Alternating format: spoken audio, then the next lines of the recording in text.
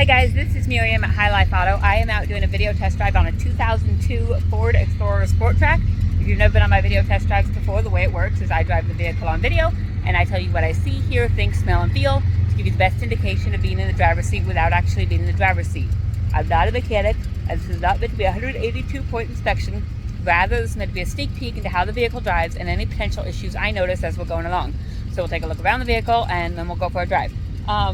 And see, the auction said they heard a wheel bearing noise and they heard an exhaust rattle, and I think they said there was an ABS light on. We'll double check all of that, but that's what I know so far. I've driven this down to Casey's and to Fairway, and thus far it seems pretty good, so we'll take a look at it. All right, the Ford Explorer SportTrac is just like the Chevy Avalanche. It's got the 5 seats in it, and then it's got the back, and this one has the covers still on it, which is really nice. A lot of times those are gone, but yeah, so from this side it does look a little bit rough. We've got like a big ding right here. I don't know exactly what happened, and then we've got like some resulting rust, I think, just from the ding. It's not horrible, but it does look a little bit rough. These tires are probably at least 60% would be my guess on the back. On the front, they're a little bit less than that, but not much less, maybe 50%. Around here it looks pretty decent. You've got, a little bit of clear coat stuff going on, but it is 23 years old, so you're gonna have a little bit of that. But the bed looks good. It looks like it's all there. It's got a liner in it. I don't think SportTracs have the part that goes down to make it an 8-foot bed, but hey, this is cool. There's a cigarette outlet back there, so you've got power for whatever. Like I said, it's got this top on it. I think it looks like it's a foldable top, which is kind of cool. I know the Avalanche ones are not foldable, they just come off. And I could be wrong, but it looks like a foldable one to me. So, from this side, it looks a whole lot better. There's really no major dent stings, rust, or anything like that. Right up here on the front corner, there's a little bit of rust starting. But other than that, it looks pretty decent. Okay, so. And I think you can hear like that. I think that's the noise that the auction said. Just a little bit of, I don't know where it's coming from, maybe down here. A little bit of rattle. Pretty sure that's probably what they were talking about there. Just gray cloth. It's in decent condition. There's a little hole here, but it's not bad. Take a look, I've got my groceries back here because I went to Fairway. But it looks like it's in pretty decent condition, other than a couple little wear spots. So, inside, oh, I do know that my coat's covering it, but I forgot. So this is pretty rough. The middle console lid. I know you can pick these up at salvage yards, you can pick them up on Amazon, but that's pretty rough. There's no way getting around that. So, that is there. We've got radio works. I'll turn that down. We've got, let's see, what's this? This is, ooh, so this is like the Toyota Sequoias, but, wait, I guess, does it go all the way down? It does, cool. Okay, so the back window works. That's really cool. Okay, let's check out other windows while we're here. Oh, and so these other windows do not work. None of them work. And so we'll see if, and they don't work from any door, so I'm leaning towards towards one issue that's turning them all off, so maybe like a fuse or something like that. I'll kind of double check that when I get back, see if I can check fuses. But so right now none of the windows work, but we've got, let's see, I've got the AC on. It's not ice cold, and so I'm going to say the AC doesn't work. It's not blowing out hot, but it probably needs a charge before winter, or before summer. We don't care about AC in the winter. And then heat, we'll check that because you never know what Mother Nature is going to do. So we'll check that. Heat does work. We'll turn that back off and turn this back to cold just so we have it on cold. We've got 185,000 miles on here. And like I said, there's an ABS light there. I don't know if you can see that it's lit up.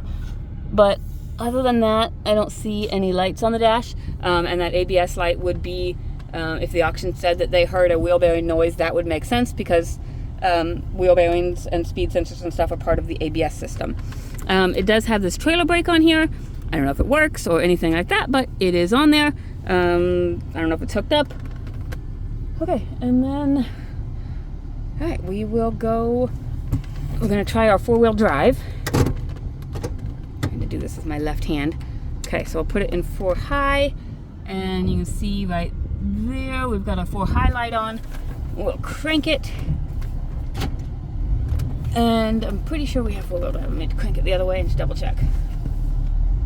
Yep, we do. We have 4-wheel drive. So, 4-wheel drive works. We'll put it back in 2 because we don't need that. And we will go and see what else we've got.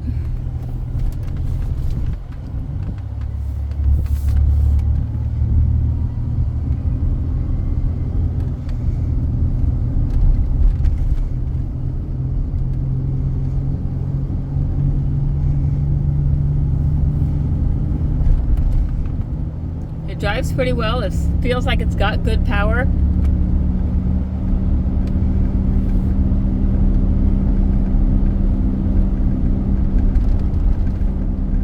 And this is the 4.0, so I think it's still a V6.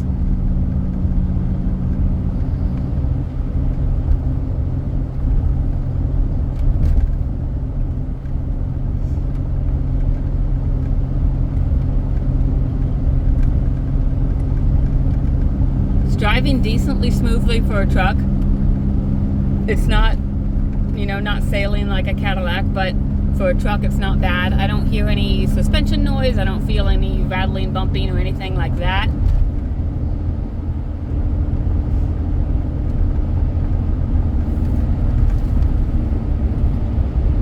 Do our turn signals. Left turn signal works. Right turn signal works. We're going to check our left turn signal because it was blinking a little bit faster. So we'll check those when we stop up here and see if one of them is out or if it's just blinking that way. Windshield wipers work. Our steering wheel is a little bit torn up, you can see, but I'm imagining this, one of these is the cruise on button, and we'll try and determine what it is and see if we can get cruise to work. Okay, brakes are good and solid, no grinding or vibration. We're gonna put it in park real quick. I'm gonna turn my hazards on, which should activate both of my turn signals. And we're gonna check. All right, I don't think, okay, we've got one on the right side. I don't think we have it on the rear left. I'm going to double check the front, make sure. Okay, front right we have, and front left we have. Okay, so the rear left turn signal, probably the bulb is out. Okay, turn my hazards off. I'll get going again, and then we'll check our cruise and see how that works.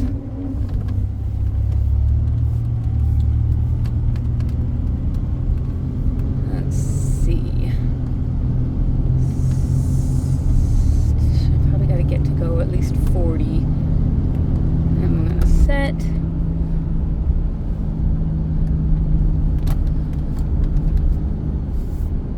Let's see.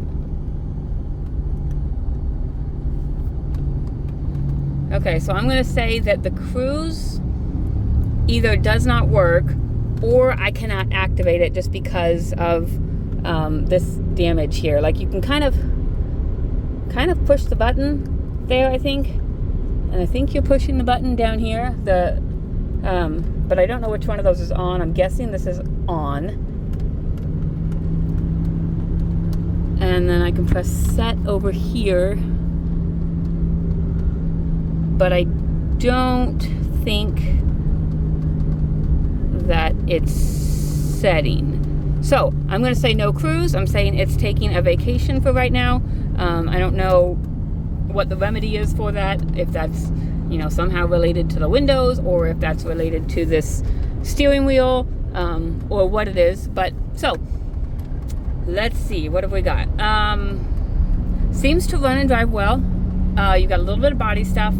You got an ABS light. That's probably the wheel bearing that I'm hearing right now. Let's see if it, okay. So when you turn to the passenger side, it gets louder, which means that your, let's see, when you turn, I've got to remember how, I think that's putting pressure on the passenger wheel, which means I think that it's your passenger side front wheel bearing that probably needs replaced. Because I think when you're turning to the driver's side and it goes away, it's the opposite side. Okay, so I'm going to say it's the front passenger side wheel bearing that needs replaced at some point, and it's not bad yet, but it is a little bit noisy, and then that's probably causing your ABS light. And then sometimes even when you have an ABS light on, it will disengage the cruise, just because it's all kind of interconnected in there. Not saying that that's entirely the problem, but I know that sometimes that is. So I think that's it. If you guys have any other questions, feel free to message me. My cell phone is 309-267-7200. Thanks, guys.